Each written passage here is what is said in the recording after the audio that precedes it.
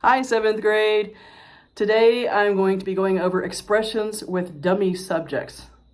Dummy subjects doesn't mean stupid subjects. It means fake subjects. In a sentence, sometimes it begins with the word it or the word there. And actually, the word it or the word there is not the subject of the sentence. It's just something there in the beginning to take the place of a subject. And you'll see what I mean. So I'm going to back out of the picture so you can copy this graphic. I'll be looking at that when we get back in present. Okay. So we're going to start with the word it. We use the word it to emphasize an adjective, such as, it's fun to do this. In that sentence, the subject is actually the phrase to do this. And the sentence formed in the conventional way would be, to do this is fun. But in English, we almost always would say it with the word it at the beginning. And you will hear a lot of contractions in here. We use its and theirs in these contractions. And that is just more common. In English, as you should be learning by now, we try to make things as short and to the point as possible.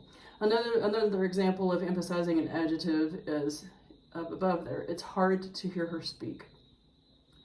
And so again, if I were to say this sentence in the more conventional way, it would be, to hear her speak is hard. But that sounds kind of formal and not very natural. And so that the way we say it is with the word it at the beginning.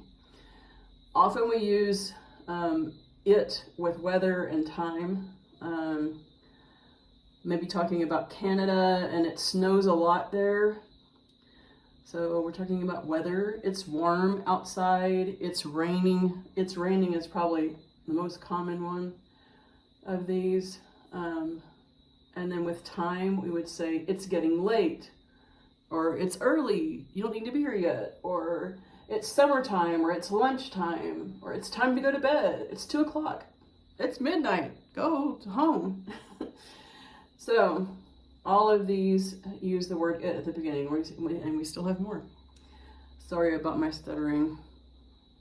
Then we use the word it also to speak about distance. It's 700 miles from Rome to Paris. And it's a long way from here. We can also use it to talk about who is here or who something belongs to. It's my friend. Like I'm looking outside and I hear someone, oh, it's my friend. Or it's your favorite student. Or it's yours. It's for him. And this one, I want to emphasize that often we use these kinds of things when we're talking on the telephone. So if you were to call me, you could say, hey, it's your favorite student. Or hey, it's Ada. Or hey, it's Fernando. So that's what we say on the phone. Or if we are handing the phone for someone, let's say the phone rings at home on the landline and I pick it up and the person wants to speak to my husband, I could say, it's for you, honey.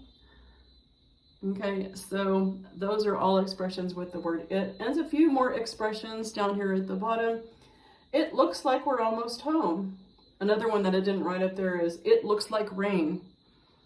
If I'm going outside and there's a lot of dark clouds, it looks like rain. Or it takes 30 minutes to do that.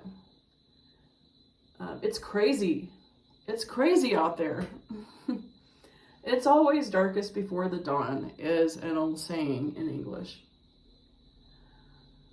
So all of these expressions, we use the word it at the beginning. And now we're going to talk about the ones with the word there. We use there with be. When I have be in brackets, you should know by now it means that I'm going to use a form of be, like is, are, were, something like that. Use there with a form of be to emphasize the existence or presence of something, or for a neutral or formal tone. So it says, like the existence, there's a word for that. If I were to order that in the more conventional way, it would be a word for that exists.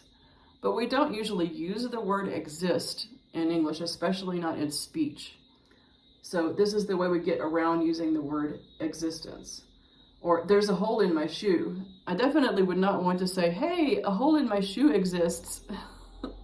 No, that's not natural sounding, is it? Or maybe the presence of someone or something. There's a man waiting for you in the office. There's a bus outside, would be another one of the presence of something. And for a neutral or formal tone, there will be consequences. Now, if I say to you in the more conventional sentence form, consequences will exist, that doesn't sound very threatening. But if I say there will be consequences, that sounds a little formal and threatening. Up above, we use the word there for introducing new information. It sounds nice and friendly. So there's a cat outside, or there's something I need to tell you. So with that one, there's something I need to tell you. We could just as easily say, I need to tell you something. But if I say, I need to tell you something, it sounds kind of threatening. And we don't want to sound threatening. Maybe it's just some neutral thing you want to say. So we're going to neutralize that threatening thing with the word there and say, there's something I need to tell you. It just sounds nicer. There's a problem with my plumbing. So that delays the subject. I don't really want to talk about it. I'm going to ease into the subject. There's a problem with my plumbing. Instead of saying, my toilet's leaking, you could introduce it in a little softer way by saying, there's a problem with my plumbing.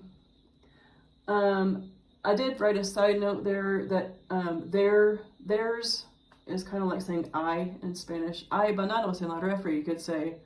And in English, we would say, there are bananas in the refrigerator. When we speak, the words there and are kind of blend together sometimes. And we don't usually say there are bananas in the fridge. We say there are bananas in the fridge. And so it sounds like all one word. Some people will actually use, and I think I did earlier in this video by accident, use the word is with something that's plural. And so many times people will say something like, instead of there are bananas in the fridge, it should be there's bananas in the fridge, more informally. And I'm smiling and I'm looking at my camera, my phone, but you can't see me smiling. Here. Okay. And it's not right to say there's bananas in the fridge, and I would mark it wrong on your paper. But you'll hear people say stuff like that. And more recently, I'm going to get in front of the camera. Yeah. More recently, I've been hearing people say it's when the real thing to say would be theirs. Like, let's see. It's problems with this, and that's not correct. It should be, there are problems with this. So make sure and learn. And I know when I say make sure and learn, sometimes it's some of these things in English you just have to learn by repetition and hearing. But pay attention to when we should use the word it's and when we should use the word theirs. It's kind of hard to say. I just said it's kind of hard to say. And I would not say there's kind of hard to say. What's the difference? That's for us to think about, isn't it? Okay, I think that's the end of this video. I have another video for you though, so please watch both of these videos.